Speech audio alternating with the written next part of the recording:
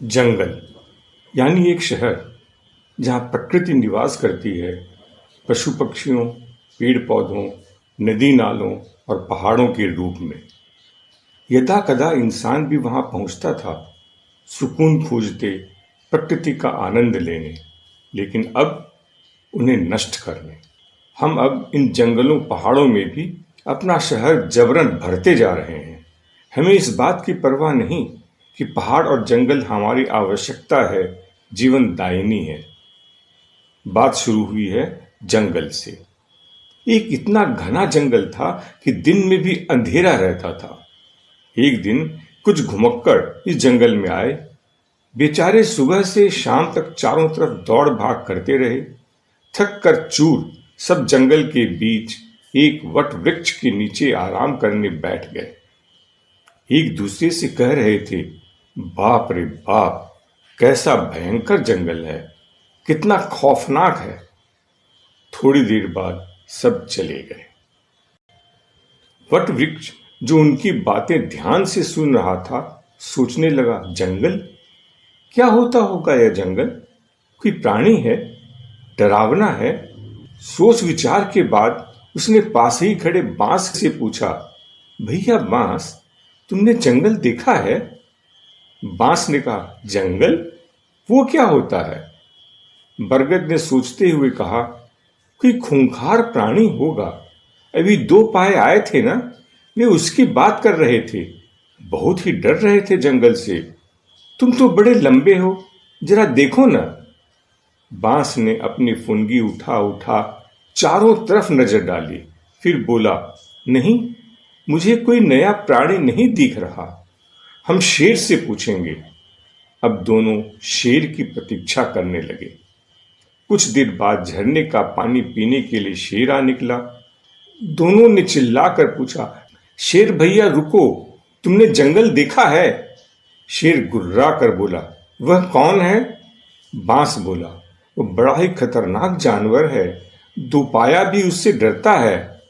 शेर गरजा, अगर वह इधर आए तो मुझे बुला लेना, मैं उसका भुर्ता बना दूंगा। यह कहकर गुर्राता हुआ शेर चला गया। दोपहर को एक चील बरगद की शाखा पर आ बैठी। बरगद ने कहा, चील बहन, तुम तो सब जगह घूमती फिरती हो। आज हमने एक नए जानवर का नाम सुना, उसे जंगल कहते हैं। तुमने कहीं देखा है?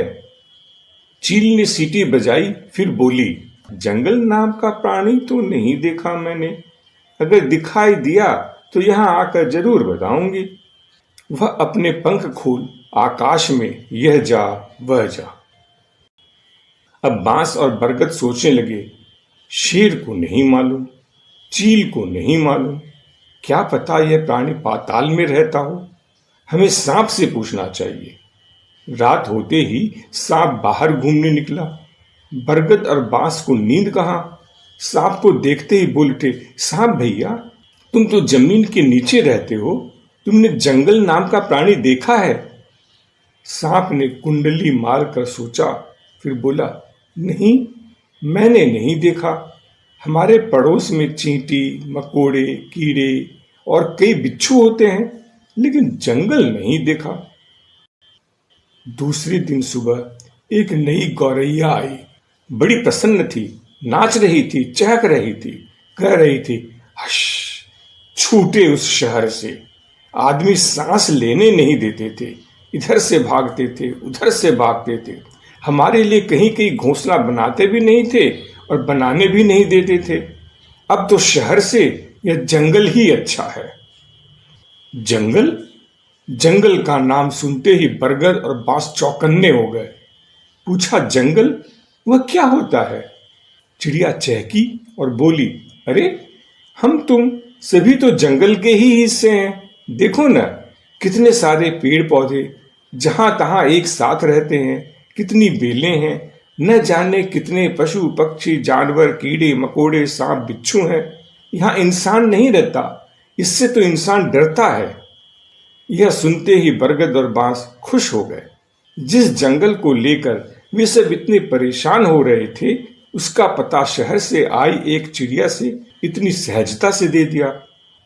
और जंगल के सारे पत्तों ने अपनी डालियां हिला हिला कर शोर मचाया, हम जंगल हैं, हम जंगल हैं। शेर भी जोर से गरजा, मैं जंगल हूं। सारे वृक्ष, पशु पक्षी अपनी शक्ति से सचेतन होकर एक ही हुंकार में बोल उठे, जंगल, भयंकर जंगल। हम अपने भोग के लिए शहरों को तो जंगल बना चुके हैं और जंगलों का भी हाल शहरों का सा ही करने लगे हैं। लेकिन जंगल के बाद क्या? क्या चांद और मंगल पर रहेंगे? लेकिन क्या उन्हें भी पृथ्वी नहीं बना डालेंगे? सुनने में आता है कि अंतरिक्ष में भी कूड़े के ढेर जमा होने लगे हैं। चारों तरफ खोज रहे हैं, देख रहे हैं, भूल गए।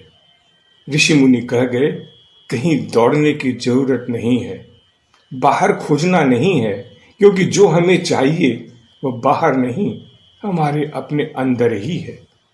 समस्या यहीं से प्रारंभ होती है।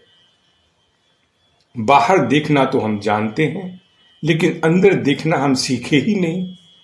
हमें अभी अंदर देखना सीखना है, लेकिन दुर्भाग्य यह है कि हमारे पास उसे सीखने का न समय है और न ही धैर्य। बिना यह सोचे कि लोग क्या कर रहे हैं, हम अपने आप को बदलने की कोशिश कर सकते हैं।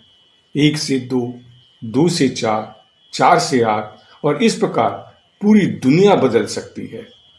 दलाई लामा के शब्दों में, गलत गलत है, भले ही हर कोई कर रहा हो। सही सही है, भले ही कोई नहीं कर रहा हो। गलत को छोड़िए, सही कीजिए।